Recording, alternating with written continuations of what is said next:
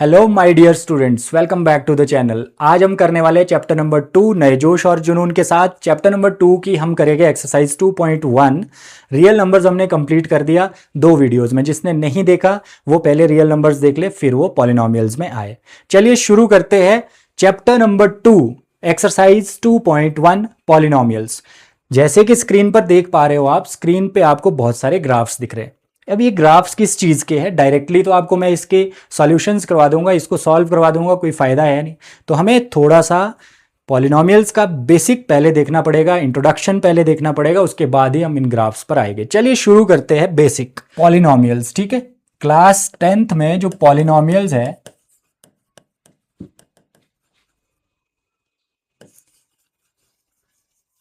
वो आपको दिया गया है on the basis of degrees. किस पे बेस है? On the basis of degrees. अब डिग्रीज के बेसिस पे कैसे हुआ? जैसे मान लो मैं एग्जांपल देता हूं आपको। पहले मैंने लिखा यहां पे 3, ठीक है। दूसरे नंबर पे मैंने लिखा 3x + 2। फिर मैं लिखूंगा 3x² + 2x +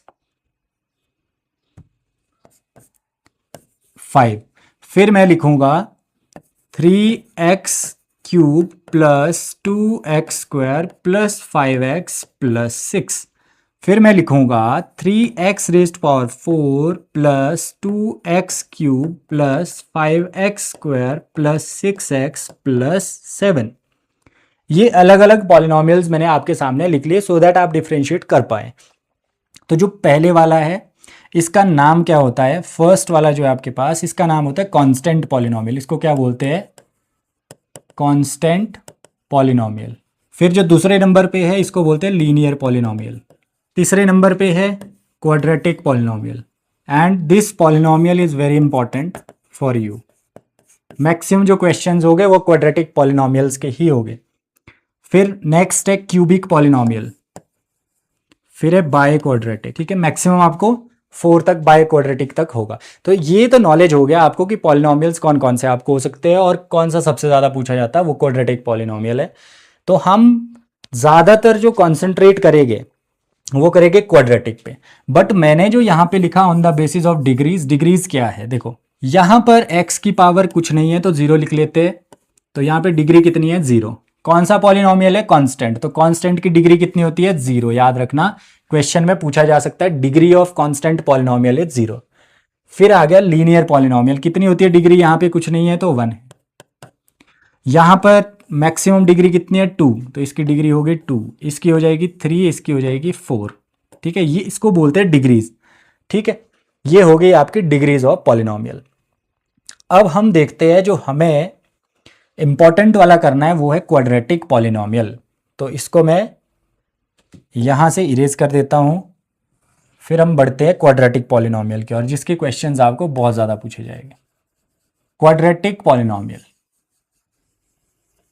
ठीक है, अब क्वाड्रेटिक पॉलिनोमियल की स्टैंडर्ड फॉर्म अगर बताऊं मैं आपको तो वो इस तरह की है, ax² + bx + c। याद रखनी है आपको, इसको बोलते हैं हम standard form of quadratic polynomial. क्या है ये? Standard form of quadratic polynomial. ax² + bx + c। ये कोएफिशिएंट ऑफ x², इसको बोलते हैं कोएफिशिएंट ऑफ x²।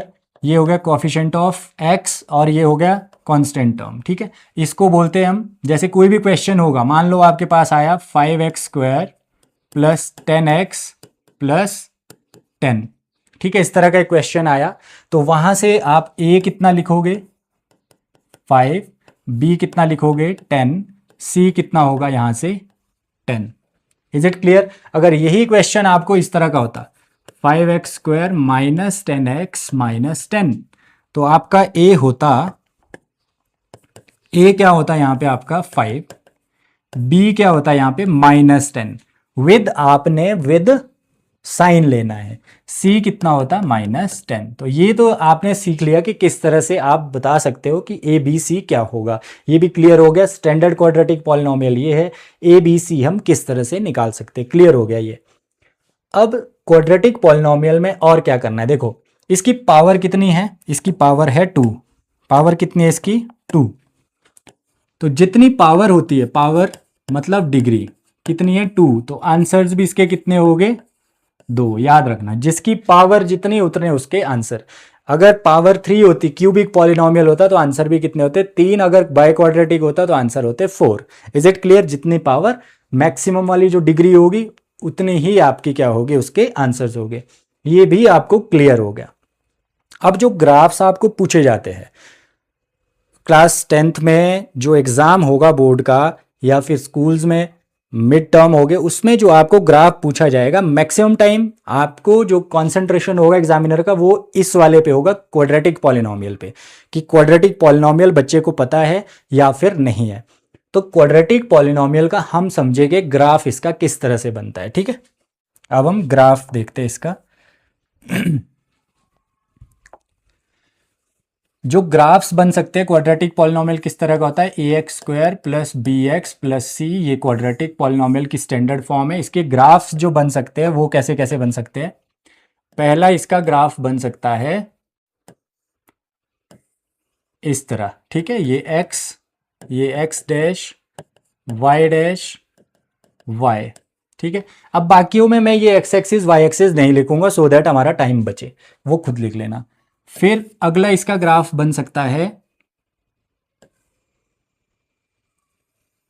इस तरह से, ठीक है। फिर ग्राफ इसका बन सकता है इस तरह से, ठीक है। ये जो मैंने तीनों ग्राफ्स आपको बताए, ये तीनों ग्राफ्स जो मैंने आपको बताए, ये इनको बोलते हैं हम अपवर्ड पैराबोला। क्या बोलते हैं, अपवर्ड। अब आपको ये भी याद रखना है कि पैराबोला क्या है। आपको अगर क्वेश्चन में पूछा कि किस तरह का ग्राफ बनता है क्वाड्रेटिक पॉलिनोमियल में, तो आपको याद होना चाहिए कि पैराबोला की शेप का बनता है, ठीक है। ये पैराबोला ही है, ठीक है। और क्या बन सकता है, जैसे ये सेकंड नंबर पे मैंने रखा था, ये मैंने थर्ड नंबर पे रखा। फिर हम देखते हैं और क्या बन सकता है। जैसे फोर्थ नंबर पे ग्राफ कैसे बन सकता है, और इसका इस तरह से बन सकता है, या फिर ऐसा बन सकता है, या फिर ऐसा बन सकता है। ये जो तीनों आपके ग्राफ्स है, ये भी पैराबोला ही है, ये भी क्वाड्रेटिक पॉलिनोमियल के ग्राफ है। जितने भी दिख रहे हैं सारे क्वाड्रेटिक पॉलिनोमियल के ग्राफ है। ऊपर वाले अपवर्ड है, ऊपर को ओपन हो रहे, नीचे वाले सारे क्या है, डाउनवर्ड, डाउनवर्ड पैराबोला, ठीक है। तो ये तो क्लियर हो गया आपको कि ग्राफ्स कितने तरह के मैक्सिमम बन सकते हैं। अब हमारे पास जैसे यहां पर फर्स्ट वाला है, ठीक है, ये वाला जो है, इसमें कितनी जगह इसको टच कर रहा है, ये है ना। देखो, एक यहां पे, एक यहां पे सिर्फ एक जगह इसको टच कर रहा है एक्स एक्सिस को, यहां बिल्कुल भी टच नहीं कर रहा है एक्स एक्सिस को। ये वाला एक्स एक्सिस है ना, मैं लिख नहीं रहा तो आपने समझ जाना, एक्स एक्सिस, ठीक है। फिर टाइम वेस्ट हमारा बहुत होगा इसमें, सब में लिख लेना आपके। एक्स एक्सिस को टच जहां पर नहीं करेगा उस केस में आंसर क्या हो गया आपके, 0। और जहां पे टच करेगा, देखो यहां पे टच किया तो यहां पे हो गए 2 इक्वल रूट्स, क्या हो गए,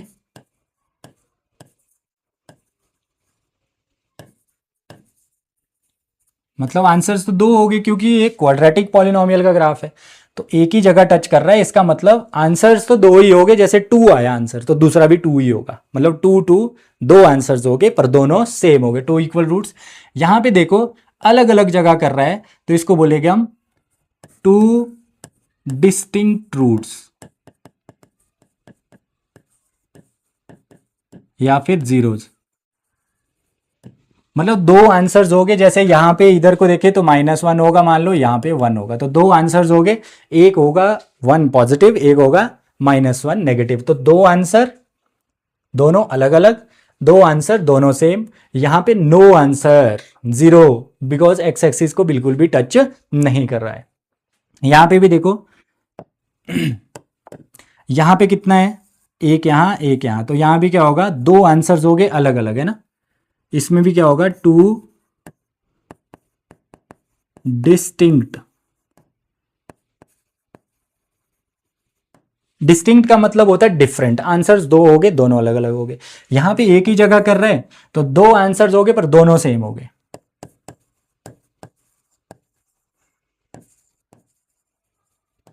और यहां पे कर ही नहीं रहा टच तो 0 होगा। क्या क्या समझ आया अभी तक? ये अपवर्ड पैराबोलास, ये डाउनवर्ड पैराबोला, इसमें आंसर दो, इसमें भी दो हो गए बट दोनों सेम। इसमें क्योंकि एक्स एक्सिस को टच नहीं कर रहा है तो 0। फिर उसके बाद आ गया यहां पे दो आंसर, यहां भी दो आंसर बट दोनों इक्वल, यहां पे 0। अब हम डायरेक्टली भी पता कर सकते हैं, अभी मैं सब कुछ बताने वाला हूं, बस बने रहिए। यहां पर हम डायरेक्टली, जैसे क्वेश्चन आपको दिया होगा उससे आप डायरेक्टली पता कर सकते हो कि इसका ग्राफ, इसके जो आंसर्स आएंगे वो कैसे आएंगे, है ना? क्या दोनों बराबर हो गए या फिर दोनों सेम हो गए? उसके लिए हमें डिस्क्रिमिनेंट चेक करना पड़ता है। क्या करना पड़ता है चेक? डिस्क्रिमिनेंट।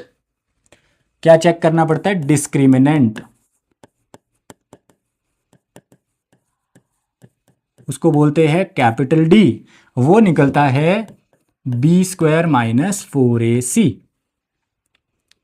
डिस्क्रिमिनेंट, अब b, a और c कहां से आएगा? जब कोई भी इक्वेशन आपके पास दी होगी, जैसे 3x² प्लस 2x प्लस 5, तो a यहाँ पे 2 3, b2 c आ गया 5। फिर यहाँ पे पुट कर दो।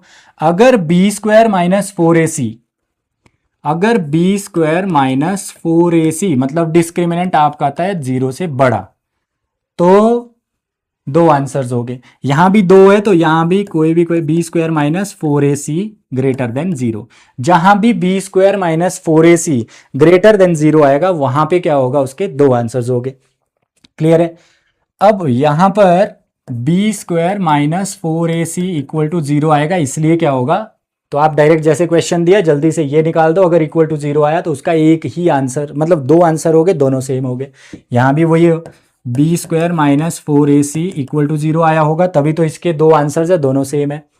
यहां पे b² minus 4ac less than 0 आया होगा, इसलिए इसका आंसर 0 है। b² minus 4ac less than 0 आया होगा। जहां पे b² minus 4ac less than 0 आए तो उसमें आंसर 0। जहां पे इक्वल इक्वल 0 आए, मतलब b² minus 4ac equal to 0 आए, तो उसके आंसर्स कितने हैं? दो आंसर्स है, दोनों सेम। और यहां पे अगर ग्रेटर देन 0 आए b² minus 4ac, that means discriminant, तो उसके आंसर दो है, दोनों अलग अलग है। ठीक है, अब आते हैं फाइनल इसके कि ये डाउनवर्ड और अपवर्ड क्यों बना। ठीक है, क्वेश्चन आपके दिमाग में आ रहा होगा। जब भी आपका जो क्वेश्चन है, ठीक है, आपका जैसा क्वेश्चन है यहां पे ax² plus bx plus c, यहां पे कॉफिशिएंट ऑफ x², ये वाला कॉफिशिएंट ऑफ x² जब पॉजिटिव होगा तो ये अपवर्ड ही बनेंगे। तो सब में जब भी आपको जो भी क्वाड्रेटिक पॉलिनोमियल होगा उसमें अगर a पॉजिटिव है, a means coefficient of x² अगर पॉजिटिव है तो ये अपवर्ड ही बनेंगे, या तो इस तरह का या इस तरह का या इस तरह का, डिपेंड करता है b² माइनस 4ac पे। क्लियर हो गया इतना? अगर आपका ऐसा है ax² plus bx plus c, means आपके पास जो कोफिशिएंट ऑफ x² है वो नेगेटिव है, तो ये डाउनवर्ड ही बनेंगे। अब अलग अलग शेप में बनेंगे क्योंकि ये मैंने लिख लिया है यहां पे कि क्यों बनते हैं। Is it clear? सारा आपको क्लियर होना चाहिए।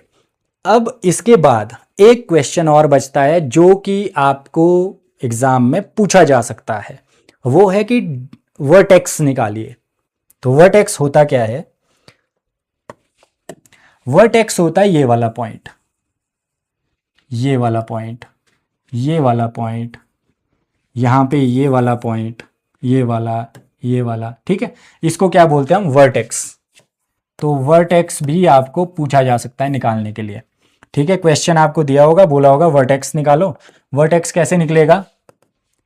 आपको ऐसे लिखना है -b/2a -d/4a।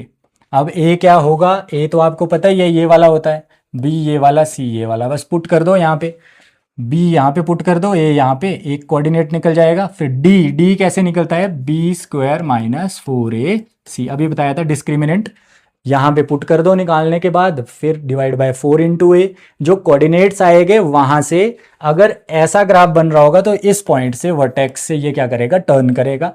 ऐसा बन रहा होगा, या ऐसे को बन रहा है तो मैक्सिमम यहाँ तक जाएगा, यहाँ से टर्न कर जाएगा।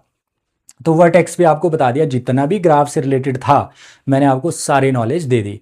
क्वाड्रेटिक पॉलिनोमियल पे ज़्यादा फोकस मेरा रहा क्योंकि क्वेश्चन उसी से ज़्यादातर पूछे जाते हैं। कई बार ऐसा भी होता है 2 ग्राफ्स दिए होंगे, आपको पहचानना उसमें से क्वाड्रेटिक पॉलिनोमियल का कौन सा है, तो आपको दिमाग में ये ग्राफ्स लेकर चलने हैं। सब कुछ बेसिक मैंने आपको बता दिया है।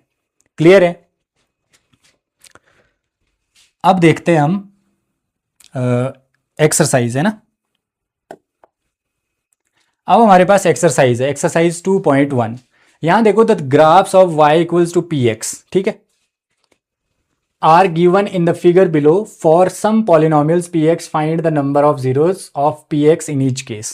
ठीक है, आपको क्या करना है कि इसके जीरोस बताने हैं। तो हमें तो देखो, मैं बताऊं आपको, क्वाड्रेटिक पॉलिनोमियल का ये वाला ग्राफ है ना। अब ये एक्स एक्सिस को टच नहीं कर रहा है तो 0, ये एक जगह टच कर रहा है तो 1, ठीक है। इसके क्या पूछे? जीरोस पूछे। यहाँ पे 3 जगह टच कर रहा है तो 3 लिख लेना। यहाँ पे 2 जगह टच कर रहा है तो 2। यहाँ पे 1 2 3 4, मतलब ये बाई क्वाड्रेटिक का ग्राफ है। 1 2 3, तो इसका आ गया 3। तो ये सारे क्वाड्रेटिक पॉलिनोमियल के ग्राफ नहीं है, ये अलग अलग है।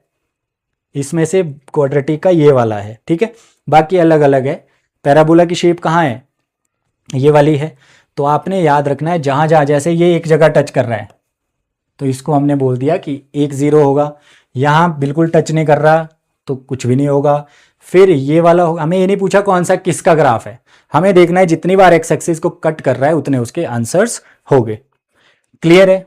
फर्स्ट एक्सरसाइज हमारी हो गई। फर्स्ट एक्सरसाइज बहुत सिंपल थी, जितनी जगह एक्स एक्सिस को टच करेगा उतना। और इसमें इंपॉर्टेंट वो था जो मैंने पहले समझाया, जिसका क्वेश्चन आपसे पूछा जा सकता है।